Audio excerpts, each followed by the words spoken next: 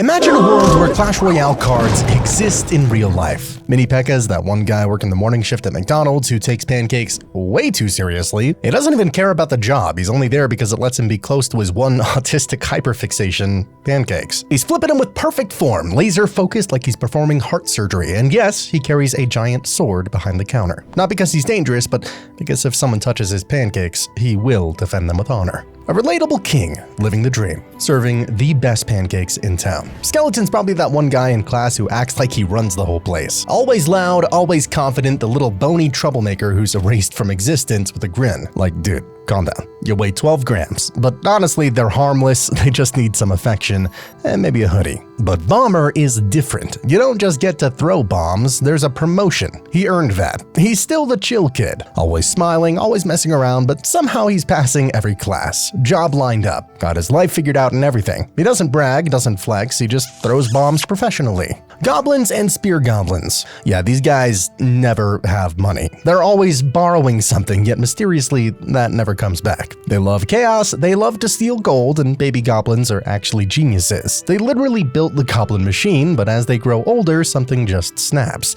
They go from Einstein with fangs to I can't read in like 3 years. They're basically the Pogues. Ice Golem's got that gentle energy, but wrapped with concerning self-worth issues. His bucket list is probably just tank damage for the homies and writes goodbye letters recreationally. Smiles sadly while taking the hit for others. He's basically a walking existential crisis. Archer's that coworker who's actually good at her job but knows it. Sassy pink-haired mean girl always has a sarcastic comment locked and loaded. They're competent, that type of coworker you can't stand but you need her on your team, wrapped in passive-aggressive archery skills. Firecracker's Archer's unhinged sister who's got zero chill. The friend who's always loud, explosive, has no volume control. She got into fireworks and never looked back. Destructive, apologetic, but will definitely do it again. Somehow she's still lovable, despite the team casualties. Knight is the embodiment of fine.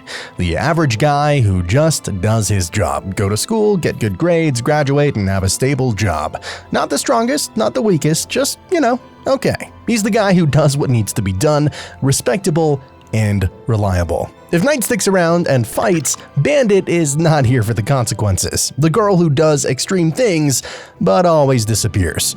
Master of the hit-and-run lifestyle, literally and metaphorically. She breathes for adrenaline rushes, she's fearless, but dashes away. 15 minutes tops. Fisherman. Yeah, the Scottish fisherman Maurice is the stinky guy who needs to get along with bath soap, but he's a working-class legend who proved you don't need fancy equipment or noble birth. Just mastery of your craft, creativity, and zero shame about slapping people with fish. And yes, he genuinely believes fish slapping is an ancient martial art. But Maurice is actually really good at what he does, he just needs to know personal hygiene. Little Prince is the rich kid with severe main character syndrome. Think of Draco's famous line, "My father will hear about this," but make it royal. That annoying born winner energy, although gets things done. Violently, but efficiently. He is the spoiled brat. Elixir Golem is a walking red flag. Seems like a great deal at first, but turns out to be a nightmare. You know that one friend who volunteers to help, but only makes things worse. Absolute legend, absolutely terrible. Princess is a work-from-home girly, obviously. She's toxic and somehow still in your life despite being inaccessible, constantly damaging your mental health from a safe distance. It's confrontation, legendary problem.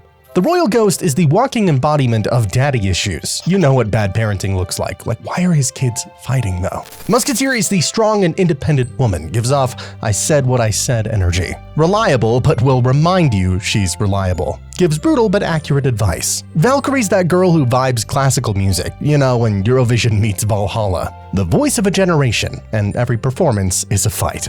Hog Rider is that guy who is dedicated to the bit. Zero planning, maximum vibes, questionable life choices, and he's definitely just hogging around town with his favorite ride. Battle Healer is a selfless hero who needs to fight to feel alive, like she's giving more to others than herself. A paladin who devotes herself to helping people. A true savior with complexity. She's like self-care? Never heard of that. Dark Prince is the brother who competes with basically everything. He hunts down outlaws just to prove he's better, and he's actually good at what he does. Rune Giant is a goldsmith with a significant connection to her jewels.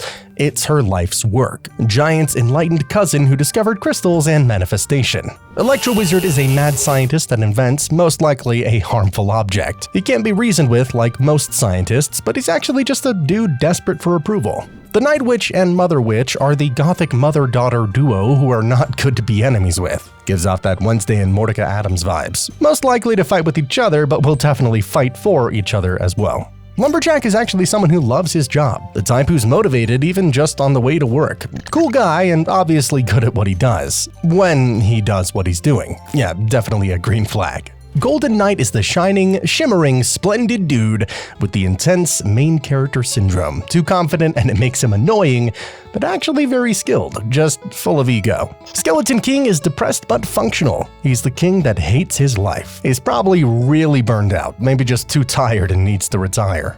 Mighty Miner is that disciplined contractor and punches problems with dignity. The one who makes everyone want to be better, fight honorably, and work tirelessly. A respectable person.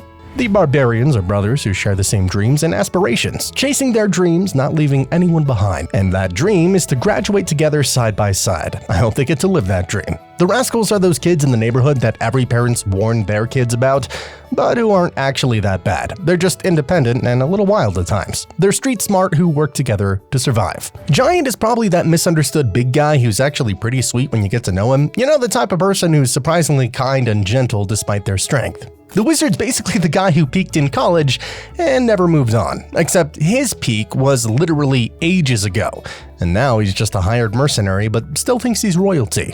Royal hogs are those spoiled royal brats who escaped their handlers and are now causing mayhem while everyone scrambles to deal with them, but nobody can really punish them because, they belong to the king. The witch is probably that goth necromancer girl who lives for the drama, loves her undead army, and has a complicated sisterly relationship with the Night Witch. The prince. Yeah, he's basically that guy who looks like a badass warrior with all his fancy gear, but in reality he's kind of a coward who needs perfect conditions and a running start to be effective. Oh, and he gets stopped by the tiniest obstacle. The golden armor is basically compensation. Bowler's probably that big chill dude who doesn't complicate life and is perfectly content with his simple routine, the embodiment of work hard and keep it simple.